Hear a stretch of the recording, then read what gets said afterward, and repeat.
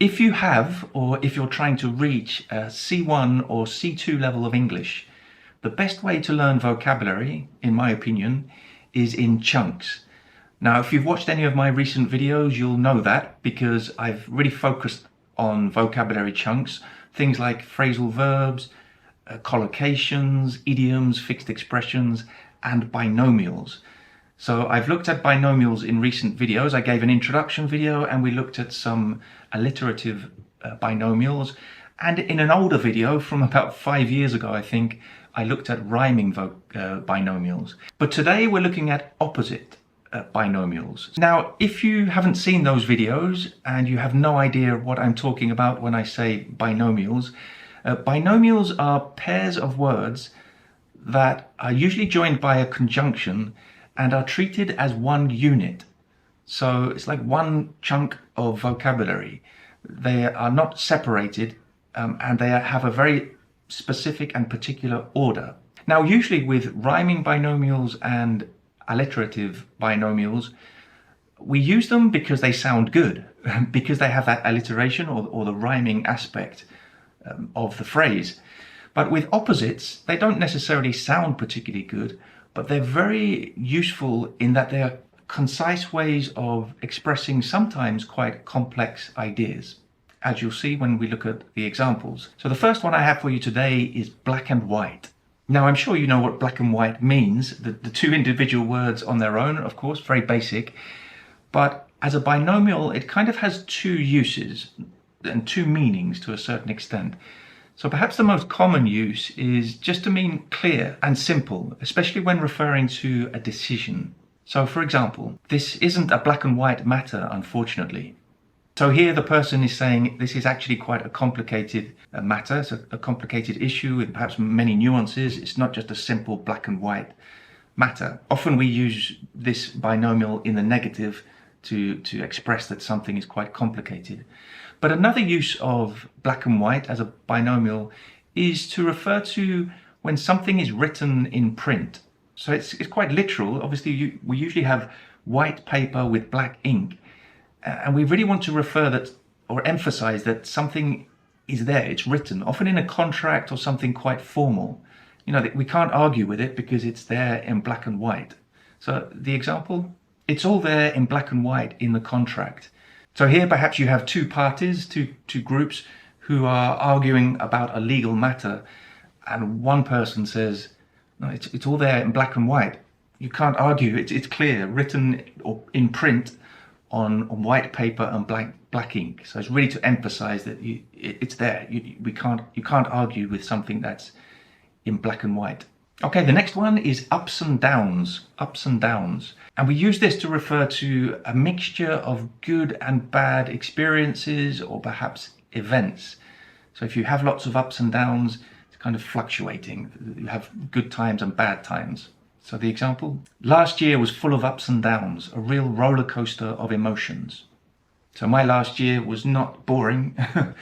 It had lots of ups, lots of good times, lots of positive experiences, but also lots of negative experiences. And the next one is give or take. So in this case, the binomial is linked with the conjunction or, not and. And this means simply approximately or roughly. So we use it when we're talking about something, but we can't be specific.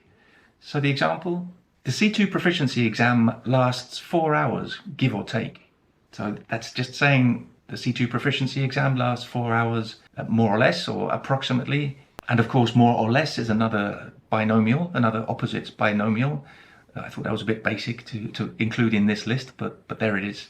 Don't forget, if you're preparing for a Cambridge English exam, I have my online preparation courses to help you with that. But before we move on to the next binomial, I just wanted to give one more example with give or take, because sometimes we can specify what we're referring to. You can just say 4 hours give or take, like my last example. But if you want to be a bit more specific, you can follow give or take with a noun. Okay, so let's look at the example. I've got £20 in my pocket, give or take a few pence. So I'm not sure if it's exactly £20. It's probably a little bit more or a little bit less. So give or take a few pence, so maybe a few pence more, a few pence less. So that's another way of using that binomial. And the next one is back and forth, back and forth. Now this one can be used literally in a literal sense. So the idea of movement, moving back and forth, so backwards and forwards would be another way of saying that. But in a more figurative sense, it really refers to some kind of interaction, like an exchange of words. The example will help you understand this. In most negotiations, there is usually a lot of back and forth before an agreement is reached.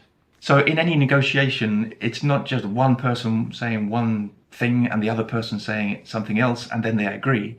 No, there's usually lots of back and forth. There's a lot of interaction, a lot of debate and exchange of words. And that could be verbally, or it could be through emails or letters or whatever.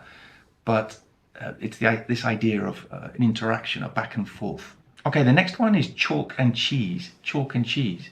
Now you may say chalk and cheese are not exactly opposites, but in some ways they are, right? Chalk is very hard and dry material. Cheese is soft and slightly moist, right? So it's not really technically opposites, but that's literally what chalk and cheese is expressing. It's the idea that there are opposites, that there are two people or two things that are completely different. Usually we use chalk and cheese when we're referring to people. So the example, although they've been married for over 50 years, they're like chalk and cheese. So this married couple have been together for a long time, but they're actually completely different. They're almost like opposites. And the next one is life or death. Life or death. Now, again, this one could be used literally. So life or death, a life or death situation could be where someone either survives or dies. So a very dangerous situation. But in most cases, it's used a bit more figuratively. So it refers to a very serious situation in which the consequences can be extreme.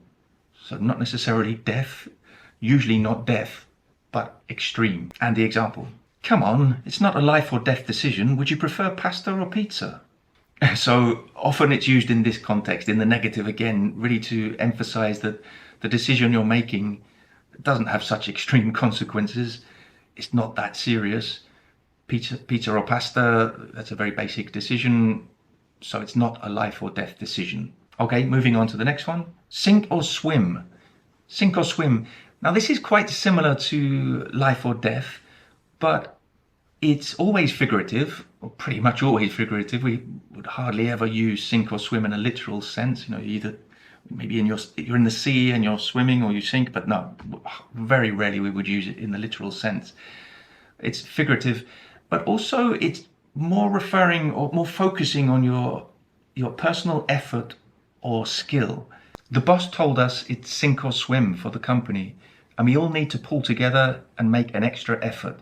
So if the boss says it's sink or swim, basically either the company survives or it dies. But if we all pull together, so through our effort, through our actions, we can make sure the company swims, it doesn't sink, it doesn't collapse.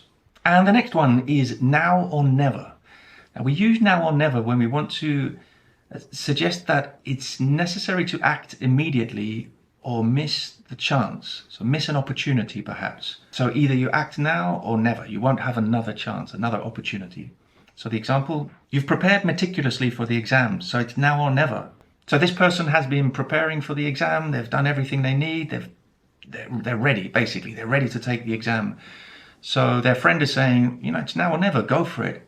Take the opportunity, because if you don't take it now, maybe you'll miss the opportunity. You know, all that preparation will have gone to waste and you won't have been able to pass the exam and get the certificate. Okay, the next two binomials, the last two binomials, I've left to the end because they are binomials, but they are almost always used with a particular verb.